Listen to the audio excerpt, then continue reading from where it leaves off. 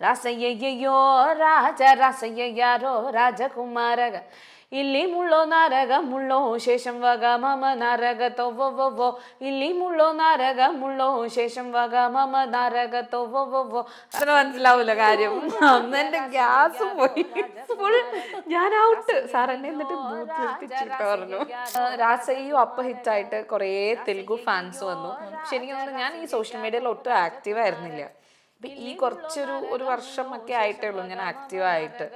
അപ്പോൾ എനിക്കിപ്പം വീണ്ടും രാസയ്യോ ഹിറ്റായിട്ട് കുറേ ഫ്രണ്ട് റിക്വസ്റ്റ് വരുന്നുണ്ട്. എൻ്റെ ആ പോർഷൻ തന്നെ അത് ഒത്തിരി റീല് പോയിട്ടുണ്ട് എൻ്റെ ആ പോർഷൻ. അപ്പൊ അത് തന്നെ പാടാം. മലർച്ചെണ്ടിൽ ഓരോ മുട്ടും ഓരോ സ്വപ്നം അവയിൽ കാണാറാകും നീതോരോ മോഹം ഓരോ വർണ്ണം ആരാരോ പാടുവതാണി നീഹാരാർദ്രരാഗം. ഞാൻ വന്നപ്പോ തന്നെ പറഞ്ഞായിരുന്നു വീരനാം നളന്റെ. അതും എന്റെ ഫേവറേറ്റ് പാട്ടാണ്. അതെ. വീരനാം നളന്റെ ഭാര്യ സുന്ദരി ദമയന്തി കാന്തനെ കാണാഞ്ഞുഴന്നു കാട്ടിൽ നടക്കുമ്പോൾ. ശരി, മൈ സ്റ്റുഡിയോ എന്ന് പറഞ്ഞ പൻപുലി നഗർ സ്റ്റുഡിയോ അങ്ങോട്ട് വരൂ പറഞ്ഞു. അപ്പം ശരി ഞാൻ വരാൻ പറഞ്ഞിട്ട് ഞാൻ ചെന്നു. അപ്പോ ഞാൻ നോക്കിയപ്പം അവിടെ വിനീതേട്ടൻ ഇരിക്കണം. അപ്പൊ തന്നെ എന്റെ പകുതി ഗ്യാസ് പോയി. അയ്യോ സത്യം, എനിക്കറിയില്ലല്ലോ ഇത്രയും വലിയൊരു ആർട്ടിസ്റ്റ്, ഇത്രയും ടാലന്റഡ് ആയിട്ട് ഇത്രയും സീനിയർ ആയിട്ടുള്ള ഒരാളിരിക്കുമ്പോ എന്ന് വെച്ചാൽ ഞാൻ ഈ പാട്ട് പാടാൻ ഒരു 5 hours എടുത്തു. എന്താന്ന് വെച്ചാൽ എനിക്ക് പ്രൊനൗൺസിയേഷൻ ഭയങ്കര, അതായത് വൈരമുത്തു സാറിന്റെ ലിറിക്സും കൂടി എനിക്കിത് വായിച്ചിട്ട് പോലും എന്താണെന്ന് മനസ്സിലാവണില്ല. അപ്പൊ ഓരോ വാക്ക് പറയുമ്പോഴും എനിക്ക് സാർ അർത്ഥം പറഞ്ഞുതരും. ഇന്നതാണ് അർത്ഥം, ഇങ്ങനെയാണ് പ്രൊനൗൺസിയേഷൻ എന്ന് പറഞ്ഞിട്ടാണ് പാടണത്. മ്യൂസിക്കലി ഞാൻ ഭയങ്കര ഓക്കെ ആയിരുന്നെങ്കിലും പ്രൊനൗൺസിയേഷൻ എനിക്ക് ഭയങ്കര ടഫായിരുന്നു. പേര് രണസിംഗോ പെരുംകൊണ്ട ഗുണസിംഗോ ഊരുക്കേ തനി തങ്കം ഉസരത്ത് പോയിടുച്ചേ. ഹായ് എവ്രി വൺ, അബാക്കിന്റെ എല്ലാ പ്രേക്ഷകർക്കും ഹൃദയം നിറഞ്ഞ ഓണാശംസകൾ. നമുക്കറിയാം ഓണം എന്നൊക്കെ പറയുമ്പോൾ പാട്ടൊന്നും ഇല്ലാണ്ട് പറ്റില്ല അല്ലെ. അതുകൊണ്ട് തന്നെ അബാക്കിന്റെ പാട്ടോണത്തിൽ ഇന്ന് എനിക്കൊപ്പം ഉള്ളത് ഭദ്ര റിച്ചിനാണ്. ചേച്ചി നമസ്കാരം. നമസ്കാരം. ആർക്കും അങ്ങനെ വലിയൊരു ഇൻട്രൊഡക്ഷൻ ഒന്നും ഞാൻ കൊടുക്കണ്ട, ചേച്ചി ഇപ്പൊ അത്യാവശ്യം എല്ലാവർക്കും അറിയുന്ന ഒരാളാണ്. ആണോ? അതെ, തീർച്ചയായിട്ടും. ചേച്ചിയുടെ പാട്ടുകളൊക്കെ മലയാളികൾ കുറെ പാടി നടക്കുന്നതാണ്, അല്ലെങ്കിൽ വളരെ എൻജോയ് ചെയ്യുന്നതാണ്. അതെ. എങ്ങനെയുണ്ട് ഓണമൊക്കെ? എങ്ങനെ പോകുന്നു? അടിപൊളിയായിട്ട് പോണു. ഓണം ഇതുവരെ അങ്ങനെ ഞങ്ങളുടെ ഇപ്പം ഞാനൊരു ഫ്ലാറ്റ്, വീഗാലാൻഡിന്റെ ഫ്ലാറ്റിലാണ് താമസിക്കുന്നത്. നമ്മുടെ ഓണം സെലിബ്രേഷൻ ഒക്കെ കഴിഞ്ഞു. ഓണം സെലിബ്രേഷൻ കഴിഞ്ഞു? നമ്മുടെ ഫ്ലാറ്റിലത്തെ അസോസിയേഷന്റെ ഓണം സെലിബ്രേഷൻ ഒക്കെ കഴിഞ്ഞു. അതൊക്കെ അടിപൊളിയായിരുന്നു. ഫുഡ്, സദ്യ ഉണ്ടായിരുന്നു, പിന്നെ കലാപരിപാടികൾ, പാട്ട് എല്ലാം ഉണ്ടായിരുന്നു. എല്ലാവിധ എൻജോയിങ് എന്തായത് കഴിഞ്ഞു, സെലിബ്രേഷൻ കഴിഞ്ഞു. ഇനി നാട്ടിൽ പോവാണ്, ഹസ്ബൻഡിന്റെ വീട്ടിലാണ് ഓണം ആഘോഷിക്കുന്നത്. ഒരു കോഴിക്കോടൻ സ്റ്റൈൽ ഓണമാണ് ഇപ്രാവശ്യം. കോഴിക്കോടൻ സ്റ്റൈൽ, എല്ലാ വർഷവും കോഴിക്കോടൻ സ്റ്റൈൽ തന്നെയാണ് ഓണം. ഓക്കെ. ഇപ്പോ പുതിയൊരു സിനിമയിൽ പാട്ട് പാടി കഴിഞ്ഞിട്ട് സിനിമ പുറത്തു വരാനിരിക്കുകയാണ്, പാലും പഴവും. അതെ. എന്താണ് പാലും പഴത്തിന്റെ വിശേഷങ്ങൾ? എന്താണ്? പാലും പഴവും സിനിമയിൽ 2 പാട്ട് പാടിയിട്ടുണ്ട്. സച്ചിൻ ബാലു ആണ് മ്യൂസിക് ചെയ്തേക്കണേ. ഇപ്പൊ സച്ചിന്റെ കൂടെ തന്നെ ഒരു ഡ്യുവറ്റും ഉണ്ട്, കപിലന്റെ കൂടെ ഒരു ഡ്യുവറ്റ് ഉണ്ട്. അങ്ങനെ 2 പാട്ടുകളാണ് ഉള്ളത്. രണ്ടും എനിക്ക് ഭയങ്കര ഇഷ്ടമായി. പാടിയപ്പോ തന്നെ ഞാൻ സച്ചിനോട് പറഞ്ഞു ഇത് ഹിറ്റാവും സച്ചിൻ. ഞാൻ പാടിയത് കാരണമല്ല, പക്ഷെ എനിക്ക് സച്ചിന്റെ മ്യൂസിക് ഭയങ്കര ഇഷ്ടമാണ്. Music, he's A genius as A musician, ഭയങ്കര ജീനിയസ് ആയിട്ടുള്ള ഒരു മ്യൂസീഷ്യൻ. അപ്പോൾ എനിക്ക് സച്ചിന്റെ പാട്ട് ഭയങ്കര ഇഷ്ടം. അപ്പോൾ അത് കേട്ടപ്പോൾ തന്നെ ഞാൻ പറഞ്ഞു സച്ചിൻ ഇത് ഹിറ്റാവും. ഓക്കെ. അപ്പൊ അതിൽ ഏറ്റവും ഇഷ്ടപ്പെട്ട പാട്ട് പാടി തരുമോ? മെല്ലെ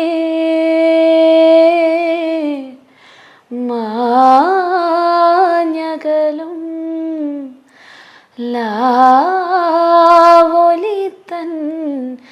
കിരണം നീയും ഞാനും പിന്നെ നാം ഒരു നാളിൽ ഓർമ്മകളായി കഥയായെങ്ങോ മായും പലവുരു പാടിയോരീരടി നമ്മിൽ. ഓക്കെ, എന്തായാലും കൊള്ളാം, സൂപ്പർ ആയിട്ടുണ്ട്. ചേച്ചി ആദ്യമായിട്ട് പാടുന്ന പാട്ട് ഏതാണ്? ലൈക്ക് ആദ്യമായിട്ട് പ്ലേ ബാക്ക് സിംഗർ എന്ന നിലയിൽ പാടുന്ന പാട്ട് പാടിയത് 96 എന്ന് പറഞ്ഞ സിനിമയിലെ പാട്ടാണ്. ഓക്കെ, അതാണ് ആദ്യത്തെ പാട്ട്. ആദ്യത്തെ പാട്ട് സൂപ്പർ ഹിറ്റ് ആണ്, അന്താതി. അതെ, അന്താതിയാണ് ആദ്യമായിട്ട് പാടുന്നത്. എങ്ങനെയാണ് 96ലേക്ക് എത്തിപ്പെടുന്നത്? ആക്ച്വലി ഞാൻ അതിന് മുമ്പാണ് മോജോ ചെയ്തത്, മ്യൂസിക് മോജോ ചെയ്ത്. അപ്പം അതിന്റെ പാട്ടൊക്കെ റിലീസായിട്ട് ഞാൻ ഗോവിന്ദിന്റെ വൈഫിനെ എനിക്ക് നേരത്തെ അറിയാം. അപ്പം രഞ്ജിനിക്ക് ഞാൻ അയച്ചു കൊടുത്തു. അപ്പോൾ രഞ്ജിനി അത് എനിക്ക് തോന്നുന്നു ഗോവിന്ദനെ കേൾപ്പിച്ചു എന്ന് തോന്നുന്നു.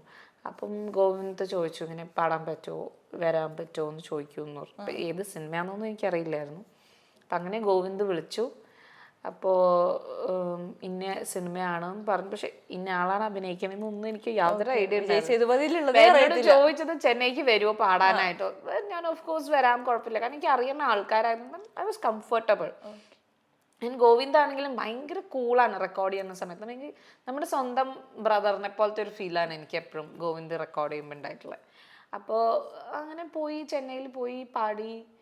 അത് കഴിഞ്ഞ് പാട്ടിറങ്ങി കഴിഞ്ഞപ്പോൾ വൻ ഹിറ്റ്, സിനിമ വൻ ഹിറ്റ്, എല്ലാം കൊണ്ടും അത് വേറൊരു തലത്തിലേക്ക് പോയി. ലോട്ടറിയാണ് സത്യം. ഓക്കെ, എനിക്ക് തോന്നുന്നു അതിന്റെ മുന്നേ ഇറങ്ങിയ മോജോകളിലേക്ക് ഏറ്റവും കൂടുതൽ ആൾക്കാർ സ്വീകരിച്ച പാട്ടൊന്നും രാസയ്യോ ആണ്. ഞാനിപ്പോ ഇങ്ങോട്ട് വരുന്ന, ഞാൻ ആക്ച്വലി ആ പാട്ടിന്റെ വലിയൊരു ഫാനാണ്. ഞാൻ ആ പാട്ട് ഇങ്ങോട്ട് വരുന്ന വഴി ഞാൻ വീണ്ടും കേട്ടായിരുന്നു. അപ്പൊ ഞാൻ അതിന്റെ അടിയത്തെ കമന്റുകൾ വായിച്ചു, ചേച്ചിയോട് എന്തെങ്കിലും ചോദിക്കണ്ടേ, അതിനെ കുറിച്ച് എന്ത് ചോദിക്കാം. അപ്പൊ അതിൽ ഞാൻ കണ്ട കുറെ തെലുങ്കുവിലുള്ള കമന്റുകളുണ്ട്. തെലുഗു എനിക്ക് തോന്നുന്നു രാസയ്യോ അപ്പ ഹിറ്റായിട്ട് കുറെ തെലുഗു ഫാൻസ് വന്നു. പക്ഷെ എനിക്ക് തോന്നുന്നു ഞാൻ ഈ സോഷ്യൽ മീഡിയയിൽ ഒട്ടും ആക്റ്റീവ് ആയിരുന്നില്ല. അപ്പൊ ഈ ഒരു വർഷം ഒക്കെ ആയിട്ടേ ഉള്ളൂ ഞാൻ ആക്റ്റീവായിട്ട്. അപ്പോൾ എനിക്കിപ്പം വീണ്ടും രാസയ്യോ ഹിറ്റായിട്ട് കുറേ ഫ്രണ്ട് റിക്വസ്റ്റ് വരുന്നുണ്ട്. മോജോക്കാര് അവര് ഒരു എന്താ പറയാ, മോജോ ഹിറ്റ്സ് എന്ന് പറഞ്ഞിട്ട് ആദ്യമേ തന്നെ എൻ്റെ ഒരു പാട്ട് ഇറക്കിയിരുന്നു. അപ്പൊ അത് കണ്ടിട്ടാന്ന് തോന്നുന്നു എന്നെ ടാഗ് ചെയ്തിട്ടുണ്ട് അതിന്. അപ്പോഴാണ് കാരണം അപ്പോഴെ കാണുന്ന രൂപം ഇപ്പൊ കാണുന്ന രൂപം വ്യത്യാസമുണ്ട്. അതുകൊണ്ട് ആർക്കും മനസ്സിലാവില്ല അത് ഞാനാ പാടുന്നത്. പലർക്കും പറഞ്ഞാലേ മനസ്സിലാവുള്ളൂ. അങ്ങനെ ഇപ്പൊ കൊറേ ഫ്രണ്ട് റിക്വസ്റ്റ് വരുന്നുണ്ട്. പറഞ്ഞിട്ടുണ്ട് കൊറേ പേർക്ക് തെലുഗു ആണെന്നൊക്കെ കൊറേ പേര് അങ്ങനെ കൺഫ്യൂഷൻ പറഞ്ഞിട്ടുണ്ട്. അപ്പൊ ആർക്കും ഞാൻ ഇതിലേക്കും കമന്റ് ചെയ്തിട്ടുണ്ട്, അതായത് ഒരു മലയാളം ട്രൈബൽ ലാംഗ്വേജ് ആണ് എന്നുള്ള രീതിയിൽ. ഓക്കെ, ആ പാട്ട് പാടാതെ ചേച്ചിന് എന്തായാലും വിടാൻ പറ്റത്തില്ലല്ലോ. എല്ലാ ഇന്റർവ്യൂലും ആ പാട്ട് പാടുന്നതാണ്. പക്ഷെ സ്റ്റിൽ അതൊരു അതാണ് എന്റെ ഐഡന്റിറ്റി. എന്നെ ആ പാട്ട് പറഞ്ഞാൽ എല്ലാവർക്കും അറിയാം, പെട്ടെന്ന് മനസ്സിലാവുന്നത്. വേറെ ഏത് പാട്ടിനേക്കാളും ഈസി ആയിട്ട് മനസ്സിലാവുന്നത് ഈ പാട്ട് പറയുമ്പോൾ. നമുക്കത് രാസയ്യോ രാജ രാസയ്യാരോ രാജകുമാരക, രാസയ്യോ രാജ രാസയ്യാരോ രാജകുമാരക, രാസയ്യോ രാജ രാസയ്യാരോ രാജകുമാരക, രാസയ്യോ രാജ രാസയ്യാരോ രാജകുമാരക. ಇಲ್ಲಿ ಮುಳ್ಳೋ ನಾರಗ ಮುಳ್ಳೋ ಶೇಷಂ ವಗ ಮಮ ನಾರಗ ತೊವ್ವೋ, ಇಲ್ಲಿ ಮುಳ್ಳೋ ನಾರಗ ಮುಳ್ಳೋ ಶೇಷಂ ವಗ ಮಮ ನಾರಗ ತೊವ್ವೋ, ರಾಸಯ್ಯಯ್ಯೋ ರಾಜ ರಾಸಯ್ಯಾರೋ ರಾಜಕುಮಾರಗ, ರಾಸಯ್ಯಯ್ಯೋ ರಾಜ ರಾಸಯ್ಯಾರೋ ರಾಜകുമാരക. ഓക്കെ, എനിക്ക് ആക്ച്വലി എനിക്ക് ഭയങ്കര സന്തോഷമാണ്, കാരണം ഞാൻ അത്രയും ആസ്വദിക്കുന്ന ഒരു പാട്ടാണ് അത്. ചേച്ചി എന്നെ പാടി കേൾക്കുമ്പോൾ സന്തോഷമുണ്ട്. ആരെങ്കിലും ചോദിച്ചിട്ടുണ്ടോ ഇതിന്റെ അർത്ഥം എന്താണെന്നൊക്കെ ചോദിച്ചിട്ടുണ്ടോ? ആരെങ്കിലും ചോദിച്ചിട്ടുണ്ട്, പക്ഷെ എനിക്ക് ഇതുവരെ അർത്ഥം കിട്ടിയിട്ടില്ല. ചേച്ചി ആരോടെങ്കിലും ചോദിച്ചിട്ടുണ്ടോ? ഞാൻ അന്വേഷിച്ചു കുറെ പേരെടുത്ത്, പക്ഷെ എനിക്ക് തോന്നുന്നു ഈ പാട്ട് എനിക്ക് കിട്ടിയ രീതി വെച്ചിട്ട് എനിക്ക് അങ്ങനെ എന്താ പറയാ, ഞാനൊരു ഫോക്ക് സിംഗർ അല്ല, ഞാനിത് കേട്ട് പഠിച്ചതാ. അപ്പം അങ്ങനെ ഒരാളുമായിട്ട് ഒരു ഫോക്ക് സിംഗറിന്റെ അടുത്ത് ഇതുവരെ ചോദിക്കാൻ ഒരു അവസരം കിട്ടിയിട്ടില്ല. എന്തായാലും കിട്ടുമ്പോ ഡെഫിനറ്റ്ലി അറിയണമെന്ന് ആഗ്രഹമുണ്ട്. ഡെഫിനറ്റ്ലി ഉണ്ട്. എങ്ങനെയാ, ലൈക് കുഞ്ഞുനാൾ മുതലേ പാട്ട് പാടുവോ? അമ്മ പാട്ടുകാരിയാണെന്ന് ഞാൻ കേട്ടിട്ടുണ്ട്. അമ്മ പാട്ട് ടീച്ചറായിരുന്നു, എന്നുവെച്ചാൽ വീട്ടില് ചെറിയ കുട്ടികളെയൊക്കെ പഠിപ്പിക്കുമായിരുന്നു. അപ്പൊ അങ്ങനെ ഞാൻ കേട്ട് പഠിച്ചിരിക്കുമായിരുന്നു, അല്ലാണ്ട് അമ്മയിട്ട് ഇരുന്ന് പഠിക്കില്ലായിരുന്നു, മടിയായിരുന്നു. ക്ലാസ്സിലൊന്നും ഇരിക്കത്തില്ല, അമ്മ ഇരുത്തിയാൽ ഞാൻ ഓടും. പക്ഷെ അങ്ങനെ കേട്ട് പഠിച്ച് കുറെ കീർത്തനങ്ങളും ഒക്കെ പഠിച്ചിട്ടുണ്ട്, കർണാട്ടിക് സംഗീതം. അതെ. പിന്നെ അമ്മയുടെ ഗുരുനാഥന്റെ അടുത്ത് അമ്മ കുറച്ച് നാൾ പഠിപ്പിക്കാൻ ചേർത്തു, പൊൻകുന്നം രാമചന്ദ്രൻ എന്ന് പറഞ്ഞ സാറിൻ്റെ അടുത്ത് എനിക്ക് കണ്ടിന്യൂ ചെയ്യാൻ പറ്റിയില്ല. അപ്പം പിന്നെ എനിക്ക് ഒരു എൻജിനീയറിങ് സെക്കൻഡ് ഇയർ ഒക്കെ ആയി കഴിഞ്ഞപ്പോഴാണ് പാട്ടിനോട് അതിയായ ഒരു മോഹം, അതായത് എൻ്റെ പാഷൻ അല്ലെങ്കിൽ എൻ്റെ വഴി മ്യൂസിക് ആണെന്ന് ഞാൻ തിരിച്ചറിഞ്ഞത് അപ്പോഴാണ്. അപ്പം പിന്നെ ഞാൻ സീരിയസ് ആയിട്ട് വീണ്ടും പഠിക്കാൻ തുടങ്ങി. ഇപ്പം പക്ഷെ എനിക്ക് കർണാട്ടിക് അല്ല, ഞാൻ ഹിന്ദുസ്ഥാനിയാണ് പഠിക്കാൻ ചേർന്നത്. അപ്പം സ്റ്റിൽ ഞാൻ പഠിച്ചുകൊണ്ടിരിക്കുവാണ് ഉസ്താദ് ഫയാസ് ഖാൻ എന്ന് പറഞ്ഞ സാറിൻ്റെ അടുത്ത്. ഓക്കെ, ഹിന്ദുസ്ഥാനി ഇപ്പോഴും പഠിച്ചുകൊണ്ടിരിക്കണം. ചേച്ചിക്ക് കർണാട്ടിക്കും അറിയാം, ഹിന്ദുസ്ഥാനിയും അറിയാം. ഏതാണ് കർണാട്ടിക് അറിയാമെന്ന് ഞാൻ പറയില്ല, അതുകൊണ്ട് ഇതിലേതാണ് കുറച്ചുകൂടി പാടാൻ എപ്പോഴും കംഫർട്ടബിൾ ആയി തോന്നിയിട്ടുള്ള ജോണർ എന്ന് പറയുന്നത്? ആക്ച്വലി ഞാൻ എന്നെ ഇവാലുവേറ്റ് ചെയ്തേക്കണത്, ഞാൻ കർണാട്ടിക് എനിക്ക് തോന്നുന്നു എൻ്റെ അമ്മയുടെ വയറിലുള്ളപ്പോൾ മുതൽ ഞാൻ കേൾക്കണതാ. സോ ദാറ്റ്സ് എൻ്റെ ബ്ലഡിലുണ്ടത്. കർണാട്ടിക് സിംഗിങ് എന്ന് പറയുന്നത്, അല്ലെങ്കിൽ അതിൻ്റെ ആ ഒരു രീതി എന്ന് പറയുന്നത്, എന്നെ അച്ഛനും അമ്മയും ഒത്തിരി കച്ചേരികൾ കേൾപ്പിച്ചു തരുമായിരുന്നു. ഈവൻ രാവിലെ മുതലേ സ്ഥിരം കാസറ്റ്സ് ഓണാണ് എൻ്റെ വീട്ടിൽ. സിനിമാ പാട്ടിനേക്കാൾ കൂടുതൽ ഞാൻ കച്ചേരികളും അങ്ങനെയൊക്കെയുള്ള പാട്ടുകളൊക്കെ ഫുൾ ഇതാണ്, ഞാൻ ഫുൾ ടൈം അതാ കേട്ടേക്കണേ. അപ്പൊ എന്താന്ന് വെച്ച് കഴിഞ്ഞാൽ എനിക്ക് കുറച്ചും കൂടി എനിക്ക് ഈസി ആയിട്ട് വരുന്നത് കർണാട്ടിക്കാണ്. കാരണം നമ്മൾ ചുറ്റിലും കേൾക്കണതും കൂടുതൽ ലിസണിങ് എനിക്ക് കർണാട്ടിക്കായിരുന്നു. അപ്പം കർണാട്ടിക് അത് പെട്ടെന്ന് അഡാപ്റ്റ് ചെയ്യാൻ പറ്റും. ഹിന്ദുസ്ഥാനി എനിക്ക് അത്ര പെട്ടെന്ന് അഡാപ്റ്റ് ചെയ്യാൻ പറ്റില്ലായിരുന്നു. കാരണം 15 വർഷമായിട്ടും ഞാൻ പറയണു ഞാനൊരു 50% അഡാപ്റ്റ് ചെയ്തോന്ന് എനിക്ക് സംശയമുണ്ട്. Yes, definitely. കാരണം ഹിന്ദുസ്ഥാനി ഖയാൽ മ്യൂസിക് ആണ് ഞാൻ പഠിക്കുന്നത്. ഞാൻ കൺസേർട്സ് ഇവിടെ കേരളത്തിൽ അതിനില്ല, കേൾക്കാൻ പറ്റാറില്ല, അങ്ങനെ ഒരു സാഹചര്യം ഇല്ല. പിന്നെ ഓൺലൈനായിട്ട് കേൾക്കണതേ ഉള്ളൂ, അത് കച്ചേരികൾ. പിന്നെ സാറ് പറഞ്ഞു തരുന്നത്, അങ്ങനെയൊക്കെയാണ് ഞാനിപ്പോൾ പഠിച്ചു വരുന്നത്. അപ്പം എൻ്റെ ആ ഒരു സ്ലോ ലേണിംഗ് ആണ് ഹിന്ദുസ്ഥാനി. സ്റ്റിൽ ഞാൻ ഇങ്ങനെ പഠിച്ചുകൊണ്ടിരിക്കുകയാണ്, ഇങ്ങനെ ഓരോ ദിവസവും ഞാൻ ഇമ്പ്രൂവ് ആയിക്കൊണ്ടിരിക്കുക. അപ്പം എനിക്ക് തോന്നുന്നു കർണാട്ടിക് എൻ്റെ ബ്ലഡിലുള്ളത് കാരണം അത് പെട്ടെന്ന് എനിക്ക് വരും, പഠിപ്പിച്ചു തന്നെ ഞാൻ പെട്ടെന്ന് വരും. പാടാൻ എളുപ്പം കർണാട്ടിക്കാണെന്ന് പറയാം. പക്ഷേ എനിക്ക് കർണാട്ടിക് ടെക്നിക്സിനേക്കാൾ കൂടുതൽ ഹിന്ദുസ്ഥാനി ടെക്നിക്സ് ആണ് ഇപ്പൊ അറിയുന്നത്. കാരണം ഞാൻ പഠിക്കുന്നത് അതായതുകൊണ്ട്. കർണാട്ടിക് പാടി ശീലമില്ലാത്ത. ആസ്വദിക്കുന്നത് ഏതാ കൂടുതൽ? അതെല്ലാം ആസ്വദിക്കും, എന്ത് മ്യൂസിക്കും. എൻ്റെ ഉള്ളിൽ കാരണം എന്ത് മ്യൂസിക്കും ഞാൻ എന്തും കേൾക്കും. ഈവൻ വെസ്റ്റേൺ ആണെങ്കിലും ഹിന്ദുസ്ഥാനി ആണെങ്കിലും കർണാട്ടിക് ആണെങ്കിലും എല്ലാ കൈൻഡ് ഓഫ് സോങ്സും ഓക്കെ കേൾക്കാം. ഫൈൻ. ഈ 96 പാട്ട് പോലെ എനിക്ക് തോന്നുന്നു മലയാളികൾ ഏറ്റവും കൂടുതൽ സ്വീകരിച്ച മറ്റൊരു പാട്ട് ഹൃദയത്തിലെയാണ്. അതെ, പുതിയൊരു ലോകം. അത് എല്ലാവർക്കും വളരെ ഫേവറേറ്റ് ആയിട്ടുള്ള ഒരു സോങ് ആണ്. എങ്ങനെയാണ് വിനീതേട്ടന്റെ അടുത്തേക്ക് എത്തിയത്, അല്ലെങ്കിൽ പുതിയൊരു ലോകം എങ്ങനെയാണ് ജീവിതത്തിലേക്ക് കടന്നത്? പുതിയൊരു ലോകം ഇതുപോലെ എങ്ങനെ സംഭവിച്ചെന്ന് വെച്ചാൽ എനിക്കറിയില്ല.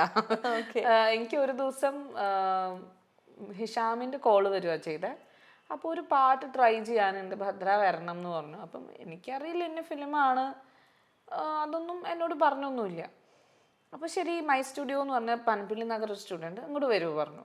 അപ്പം ശരി ഞാൻ വരാൻ പറഞ്ഞിട്ട് ഞാൻ ചെന്നു.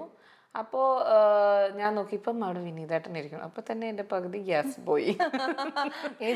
അയ്യോ സത്യം, എനിക്കറിയില്ലല്ലോ ഇത്രയും വലിയൊരു ആർട്ടിസ്റ്റ്, ഇത്രയും ടാലന്റഡ് ആയിട്ട് ഇത്രയും സീനിയർ ആയിട്ടുള്ള ഒരാളിരിക്കുമ്പോൾ നമ്മളൊക്കെ ഗ്രോ ചെയ്തല്ലേ, നമ്മളൊക്കെ അത്രയും ആരാധിച്ച് പോരുന്ന ഒരാള് ഫ്രണ്ടിൽ വരുമ്പോൾ നമ്മൾ എന്താ ചെയ്യുക, അയ്യോ എങ്ങനെ പാടും, എന്ത് ചെയ്യും എന്നൊക്കെ ഉള്ളൊരു വിചാരമായിരുന്നു എനിക്ക്.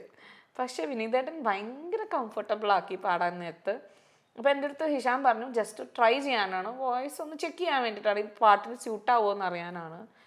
അപ്പം എനിക്ക് തോന്നുന്നു എൻ്റെ രണ്ടാമത്തെ കുട്ടിയെ 5 months എന്തോ പ്രഗ്നൻ്റ് ആയിരുന്നു ആ സമയത്ത്. ഓക്കെ, 96ന്റെ സമയത്തും ഫസ്റ്റ് ബേബി ഫസ്റ്റ് ബേബി ഉണ്ടായി കഴിഞ്ഞിട്ടാണ് 96 പാടിയത്. സെക്കൻഡ് ബേബിയുടെ പ്രഗ്നൻസിയുടെ സമയത്താണ് ഹൃദയം പാടാൻ ചെല്ലണത്.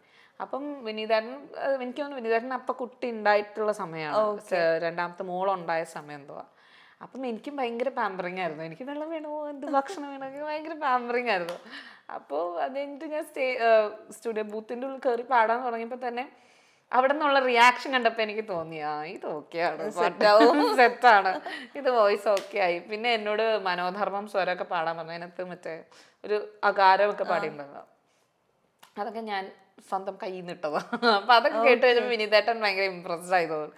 ചേട്ടന്റെ റിയാക്ഷൻ കണ്ടപ്പോഴേ എനിക്ക് തോന്നി ഇത് ഓക്കെയാണ്. അതാണ് ഒരു എക്സ്പീരിയൻസ് വിനീതേട്ടനുമായിട്ട്. വിനീതേട്ടൻ എന്തെങ്കിലും പറഞ്ഞോ പാട്ട് പാടുന്നത് കേട്ടിട്ട്?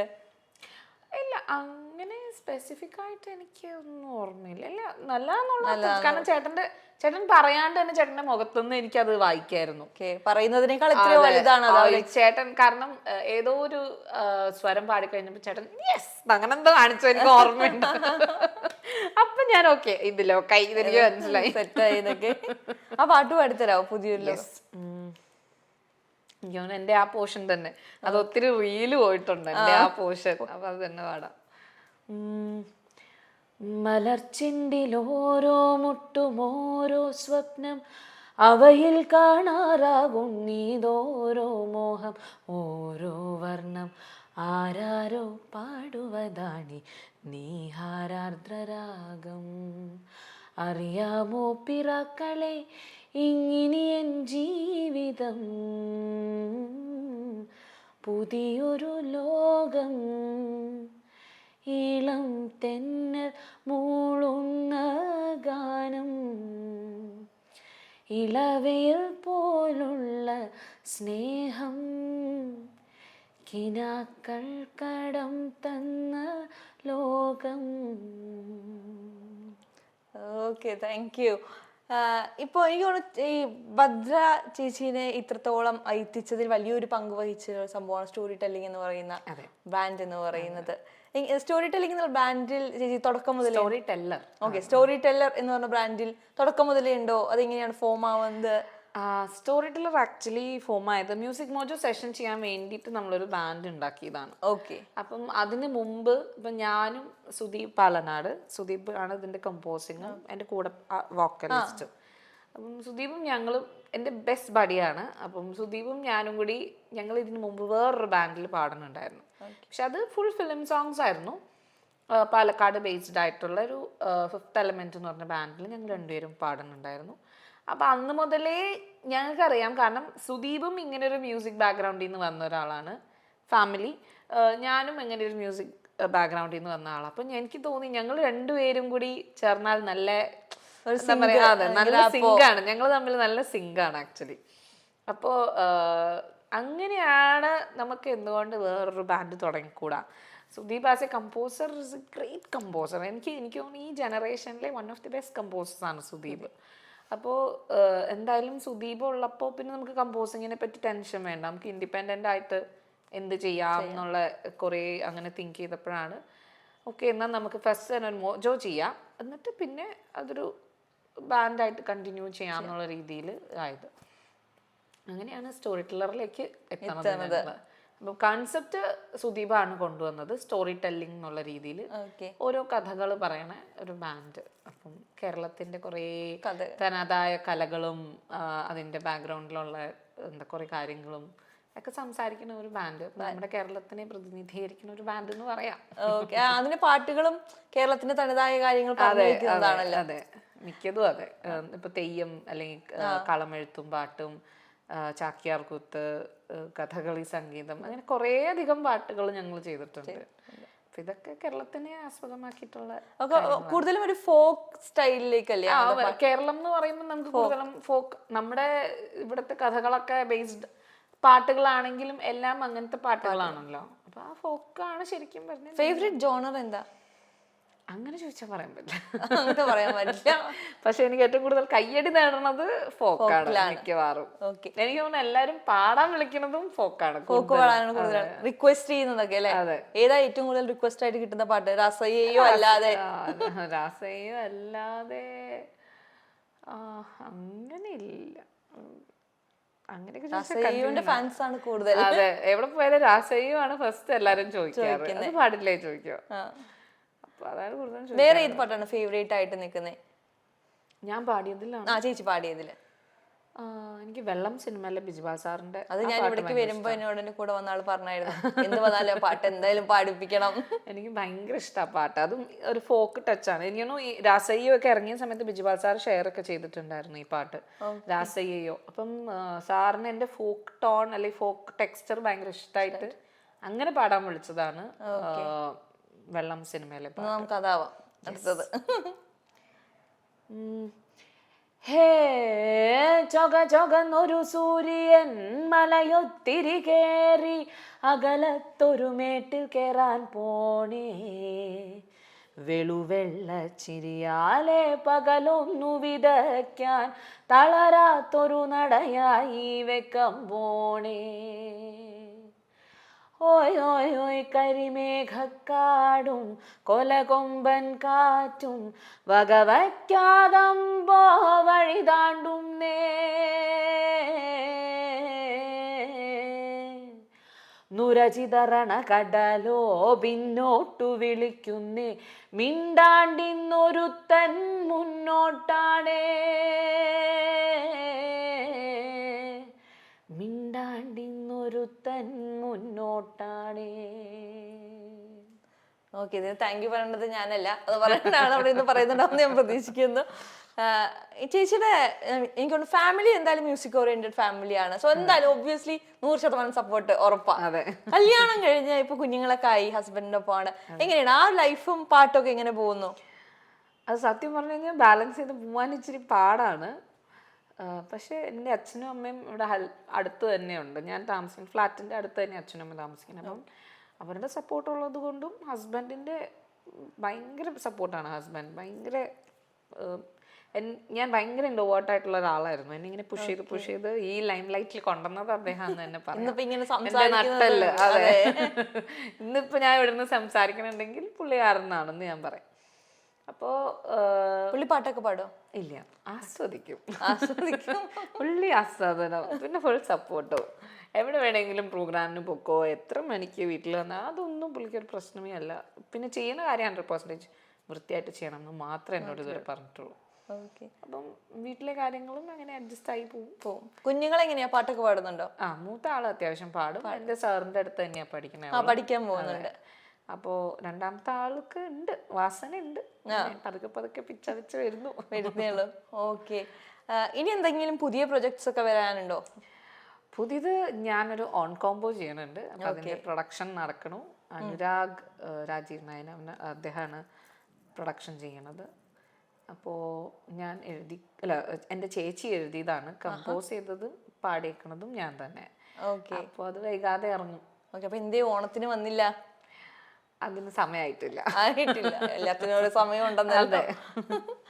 എന്താണ് ഓണവുമായി ബന്ധപ്പെട്ടുള്ള ഓർമ്മകൾ, വിശേഷങ്ങളൊക്കെ എന്തൊക്കെയാണ്? ഓണമായിട്ട് എനിക്ക് മെയിനായിട്ട് ഓർമ്മ എൻ്റെ മുത്തശ്ശനും മുത്തശ്ശിയുടെ അടുത്തും പോണത് തന്നെയായിരുന്നു. ഞങ്ങൾക്ക് ഓണം എന്ന് പറഞ്ഞു കഴിഞ്ഞാൽ എൻ്റെ മുത്തശ്ശനെ ഞാൻ അപ്പാപ്പൂ എന്നാ വിളിച്ചിരുന്നേ, മുത്തശ്ശിയെ അമ്മച്ചിന്നും. അപ്പാപ്പൂ അമ്മച്ചി ഭയങ്കര റെയർ നെയിമാണ്. അത് റെയർ അല്ല, ആരും ഇതുവരെ വിളിച്ചു. നാട്ടിൽ അപ്പാപ്പൂ എന്ന് പറഞ്ഞ പലഹാരത്തിന്റെ അല്ല, അതെന്താ വെച്ചാൽ എൻ്റെ ചേച്ചി അപ്പൂപ്പനെ കുഞ്ഞിലെ വിളിച്ചത് അപ്പാപ്പൂ ആയതാ. പിന്നെ എല്ലാവർക്കും അപ്പാപ്പൂ ആണ്. അപ്പോൾ അപ്പാപ്പൂ മരിച്ചുപോയി. ഇപ്പോൾ ഒരു 2 years കഴിഞ്ഞു അപ്പാപ്പൂ മരിച്ചിട്ട്. പിന്നെ അമ്മച്ചി ഇപ്പോഴും ഉണ്ട്.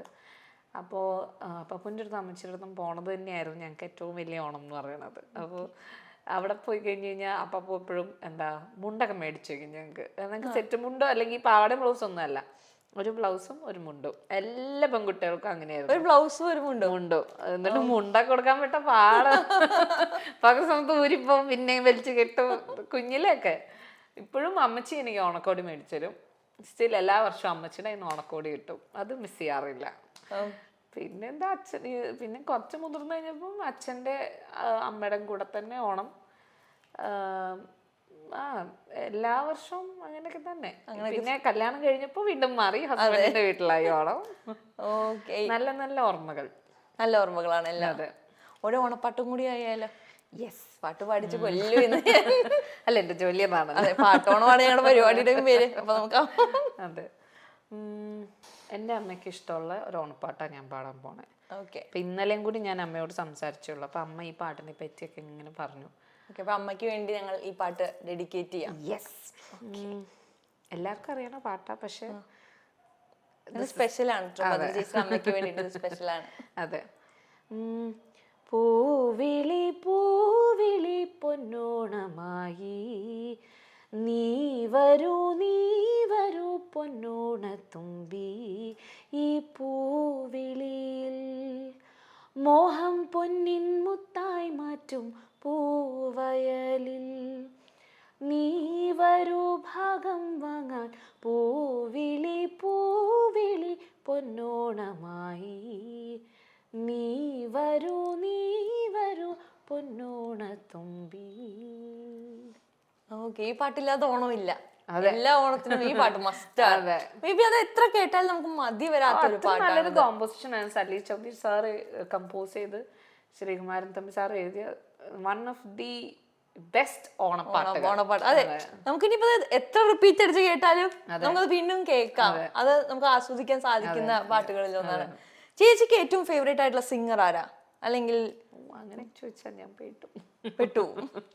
എനിക്ക് അങ്ങനെ പറയാൻ പറ്റില്ല, കുറേ സിംഗേഴ്സ് ഉണ്ട്. എന്നാലും പേഴ്സണൽ ഫേവറേറ്റ് എന്നൊക്കെ നമ്മൾ പറയാണ്ടാവില്ലേ? അങ്ങനെയൊക്കെ അങ്ങനെ ഒരു ഉത്തരവില്ല. എന്നാ ഫേവറേറ്റ് പാട്ടുണ്ടോ? എപ്പോഴും ഫ്രീക്വന്റ്ലി കേൾക്കുന്ന ഒരു പാട്ട്? അങ്ങനെയും ഇല്ല. അങ്ങനെയല്ലേ? ഇതൊന്നും ഇല്ല. അല്ല, ഇതൊക്കെ ലോങ് ലിസ്റ്റ് ആണ്, ഇല്ലാന്നല്ല, ലോങ് ലിസ്റ്റ് ആണ്. അതിനകത്ത് ഒരെണ്ണം എടുക്കാൻ പറഞ്ഞു കഴിഞ്ഞാൽ ഞാൻ പാടും. 5 എടുക്കാൻ പറഞ്ഞാൽ പറ്റുമോ? ആ, അതും പാടാന്നൊക്കെ ഞാൻ പറയാം.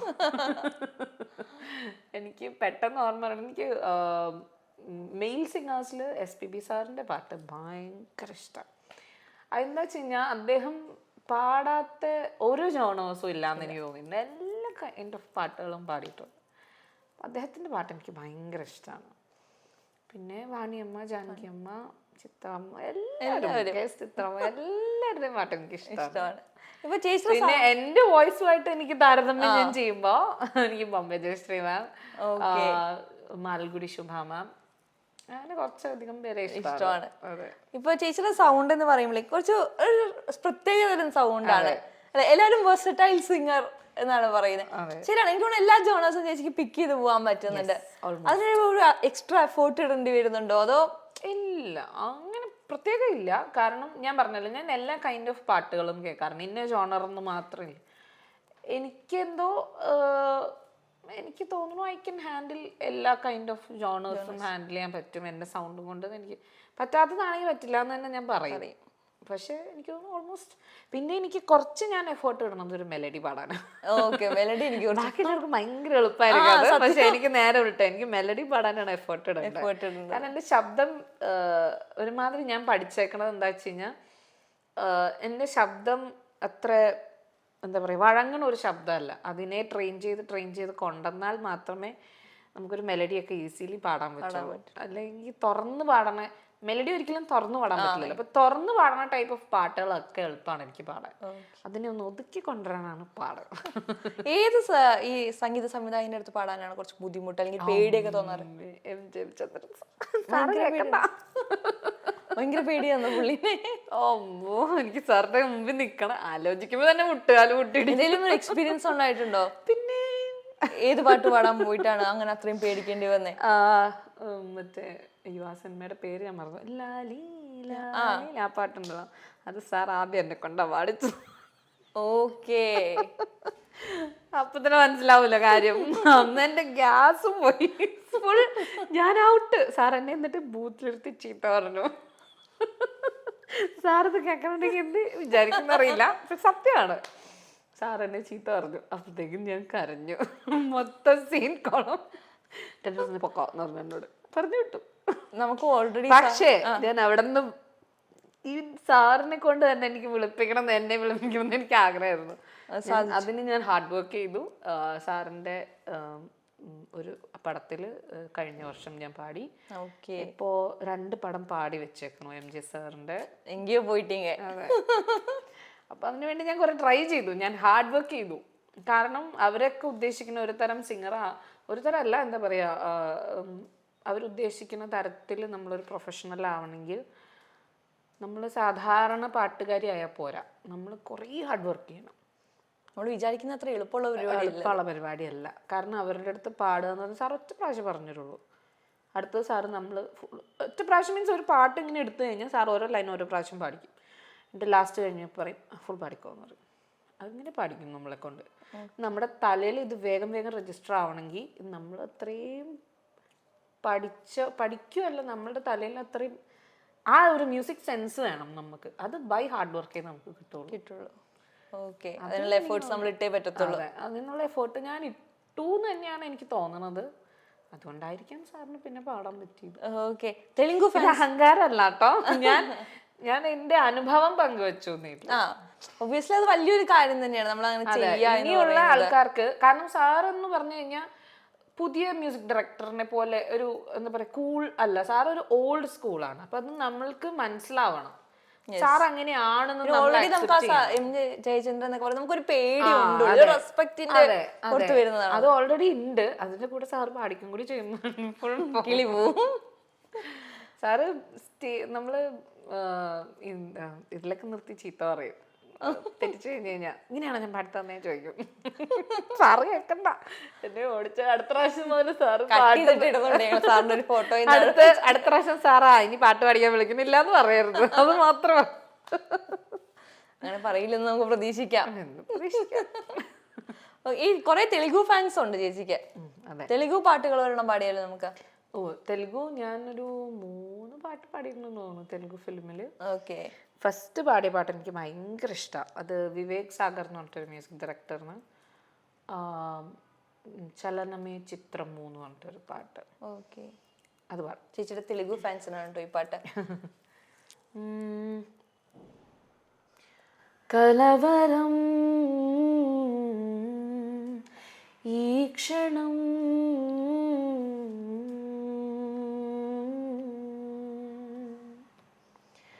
తెలియదే കാരണം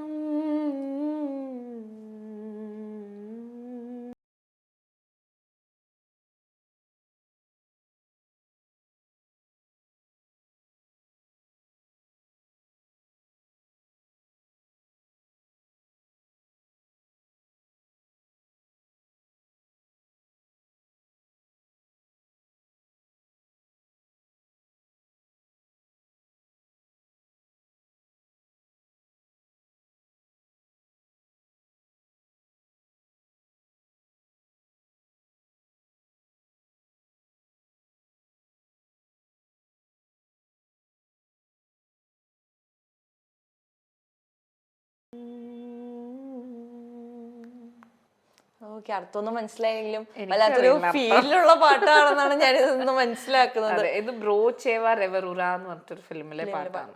ഓക്കെ, ഇതൊരു പാടിയിൽ ഏറ്റവും ഫേവറേറ്റ് ആയിട്ടുള്ള, ഐ മീൻ ഏറ്റവും കൂടുതൽ ഇമോഷണലി ടച്ച് ചെയ്തിട്ടുള്ള അങ്ങനെ ഒരു പാട്ടുണ്ടോ?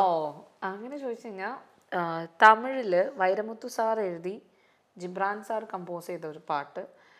അതിൻ്റെ എനിക്ക് വന്ന വഴിയും എനിക്ക് ഭയങ്കര ടച്ചിങ് ആണ്. അത് പാടിയപ്പോൾ ഉണ്ടായ ഒരു അനുഭവം എനിക്ക് ഭയങ്കര, ആ പാട്ട് എന്ന് പറഞ്ഞാൽ അത്രയും ഭയങ്കര ഇൻറ്റൻസ് ആയിട്ടുള്ള പാട്ടാണ്. അതൊരു പാത്തോസ് ആണ്, അങ്ങനത്തെ ഭയങ്കര സങ്കടമാണ്. ആ സിനിമയും കൂടി കണ്ടു കഴിയുമ്പോൾ നമുക്ക് മനസ്സിലാവും ആ പാട്ടിൻ്റെ പ്ലേസ്മെൻറ്റ് എന്ത് കറക്റ്റായിട്ടാണ് ചെയ്തേക്കുന്നത്. കാപ്പേറാണ് സിംഗം എന്നാണ് സിനിമയുടെ പേര്. അപ്പോൾ അതിൽ ഒരു സങ്കടമുള്ള ഒരു പാട്ടുണ്ട്. അതാണ് എനിക്ക് ഭയങ്കര, ഇതുവരെ പാടിയതിൽ എനിക്ക് ഭയങ്കര എന്താ പറയുക, എൻ്റെ ഇതിൻ്റെ ഉള്ളിൽ കുത്തുക എന്ന് പറയില്ലേ, അങ്ങനത്തെ ഒരു പാട്ടാണ് അത് ശരിക്കും പറഞ്ഞാൽ. അതെങ്ങനെയാണ് ആ പാട്ട് എത്തിയത് ചേച്ചിയിലേക്ക്? അത് ആക്ച്വലി എൻ്റെ ഈ പ്രഗ്നൻസിയുടെ സമയത്ത് തന്നെ ഒരു 7 months 8 months എന്തോ പ്രഗ്നൻ്റ് ആയിരിക്കുമ്പോഴേ ഈ പാട്ട് വന്നത്. അപ്പോൾ ഇത് ഭയങ്കര ഹൈ പിച്ചിലാണ് ഈ പാട്ട്. അപ്പം ഞാനിതുവരെ അത്രയും ഹൈ ട്രൈ ചെയ്തിട്ട് പോലും ഇല്ല.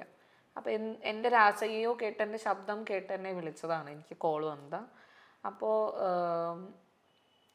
അപ്പം ഞാൻ ഇത്രയും ഹൈ ആയതുകൊണ്ട് എനിക്ക് ഇത്രയും വലിയ വയറുമുണ്ട്. അപ്പം ഞാൻ പറഞ്ഞു എനിക്കത് പാടാൻ പറ്റില്ല ഇപ്പോൾ. എന്നാലും മാഡം ഒരു ഫസ്റ്റ് സ്റ്റാൻസ് അല്ലെങ്കിൽ ലാസ്റ്റ് പാടി അയച്ചുതരും വാട്സാപ്പിൽ നിന്ന്. അപ്പോൾ എനിക്ക് ഫുള്ള് ശ്വാസം മുട്ടിയിട്ടാണ് ഞാൻ പാടുന്നത് മുഴുവനും.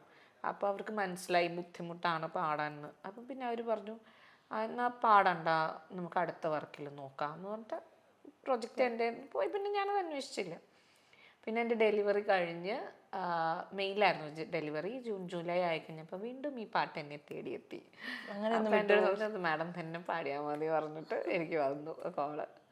അപ്പോൾ ആ സമയത്ത് കൊറോണ സമയമായിരുന്നു. അപ്പോൾ അതുകൊണ്ട് എനിക്ക് ചെന്നൈ പോയി പാടാൻ പറ്റില്ലായിരുന്നു. അപ്പോൾ ഞാനിവിടെ എഗെയിൻ മൈ സ്റ്റുഡിയോയിൽ പോയി പാടി.